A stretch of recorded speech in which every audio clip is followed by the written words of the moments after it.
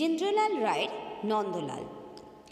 নন্দলাল তো একদা একটা করিল ভীষণ পণ, স্বদেশের তরে যা করেই হোক রাখিবেই সে জীবন। সকলে বলিল আহা করো কি নন্দলাল। নন্দ বলিল বসিয়া বসিয়া রহিব কি চিরকাল। আমি না করিলে কে করিবে আর উদ্ধার এই দেশ। তখন সকলে বলিল বাহবা বাহবা বাহবা বেশ। নন্দর ভাই কলেরায় মরে দেখিবে তাহারে কেবা। সকলে বলিল যাও না নন্দ করো না ভাইয়ের সেবা। নন্দ বলিল ভাইয়ের জন্য জীবনটা যদি দিই, না হয় দিলাম কিন্তু অভাগা দেশের হইবে কি।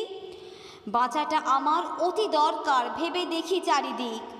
তখন সকলে বলিল হা হা হা তা বটে ঠিক।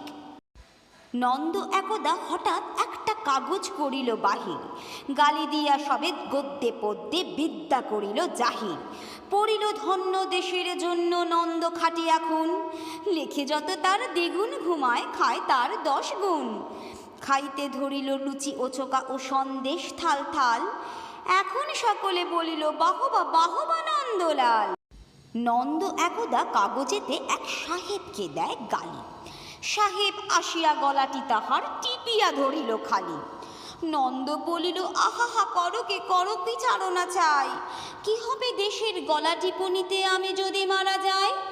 বলো কবে ঘত নাকে দিব ক্ষত যা বলো করিব তাহা। তখন সকলে বলিল বাহবা বাহবা বাহবা বাহা। নন্দ বাড়ির হতো না বাহির, কোথা কি ঘটে কি জানি।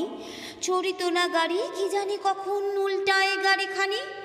নৌকা ভীষণ ডুবিছে ভীষণ রেলে কলিশন হয়, হাঁটিতে সর্প কুকুর আর গাড়ি চাপা পড়া ভয়। তাই শুয়ে শুয়ে কষ্টে বাঁচিয়া রহিল নন্দলাল।